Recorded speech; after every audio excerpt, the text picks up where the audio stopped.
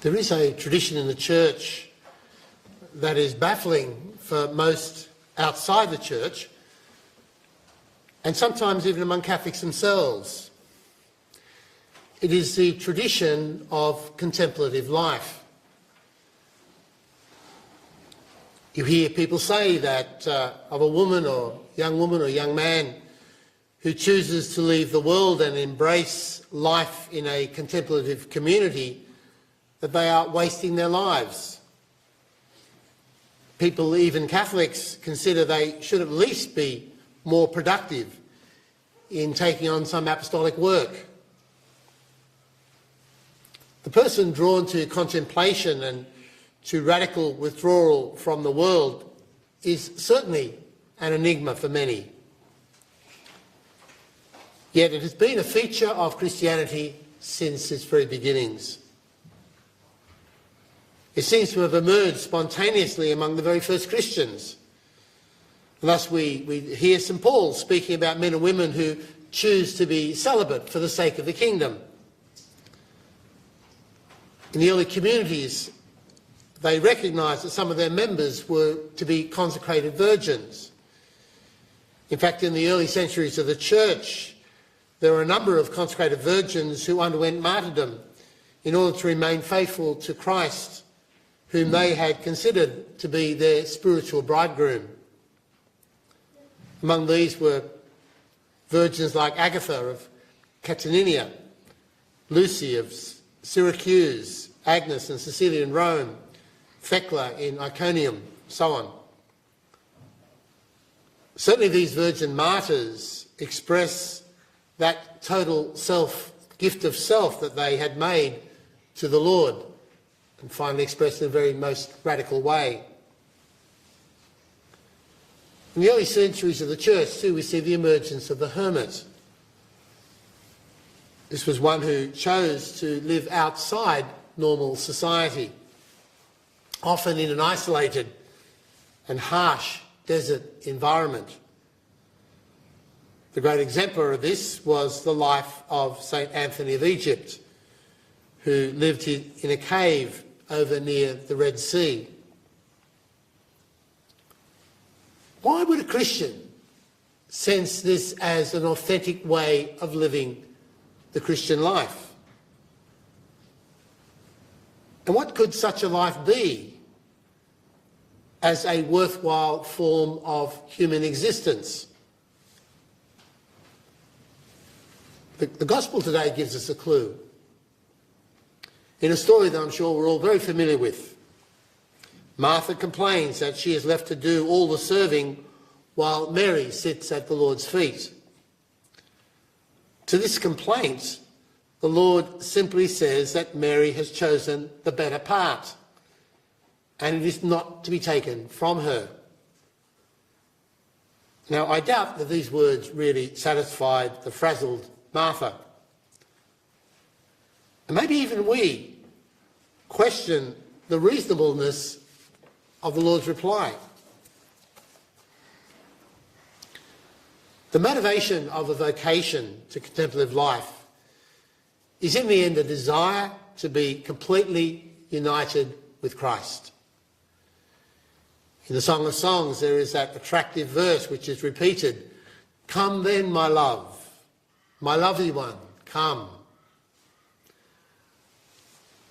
In these words, the contemplative woman hears the voice of Christ, who she sees as her heavenly bridegroom. She hears these words as Christ inviting her into an intimate relationship with him. He asks for her heart, and she gives it to him. Because love is at the foundation of the contemplative vocation. St. Teresa of Lisieux said, "I understand that it is love alone that prompts the members of the Church to act. And if there is no love, neither would the apostles proclaim the gospel, nor would the martyrs spill their blood. I recognise clearly and I am certain that love subsumes in itself all vocations. That love is everything, encompassing all times and places. In a word, that love is eternal. And then she adds, in the heart of the church, who is my mother, I will be love. The contemplative, inspired by love of God, seeks God and desires full union with God. William of St Terry, a great friend of St Bernard of Clairvaux, wrote, "The cell hides the nun from the world and opens heaven to her." St Augustine comments, "Do you want to fulfil this desire to see the face of God? Do nothing else. Fix yourselves only on this end, and it alone will suffice. He who loves God says, all that is not he has no sweetness for me. If my Lord wants to give me a gift, he will take away everything and give himself to me." It's important to remember that the Lord himself would often withdraw into solitude. And the contemplative imitates Christ in his hidden life of 30 years in Nazareth, in his withdrawal to the desert for 40 days, in his nights of prayer on the mountains, and in his anguished prayer to his Father on the Mount of Olives, Gethsemane. The contemplative does withdraw from the world, but does not abandon the world. Indeed, the contemplative carries the world with all its joys and sorrows to the heart of God.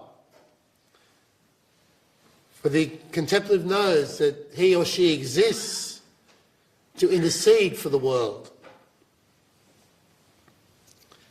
And the contemplative is also a witness to the world.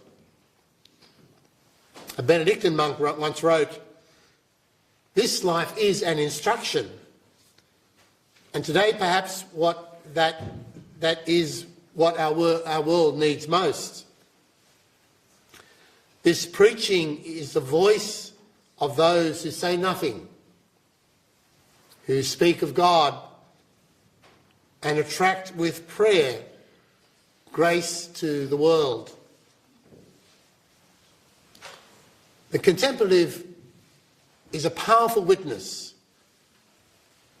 that God exists, that there is a supernatural order to all things. And this is the realm of their existence. And they are consumed in a hidden life that perhaps the world cannot understand. But they know its deep reality. Thus, the contemplative in the church will always be a reminder to us that the spiritual life is important, very important to each one of us as Christians. And they inspire us as Christians to foster our own life of prayer. They remind us that we need to take time to seek God within the silence of our hearts. Here in Tasmania, we have the great blessing of the Carmelite community in Launceston, of now the Benedictine community in Colebrook. And just this year, 2 men became canonical hermits and live in Randatson. And their presence amongst us here in Tasmania is indeed a great blessing for the church, and a steady reminder to each one of us that in the midst of all our activity,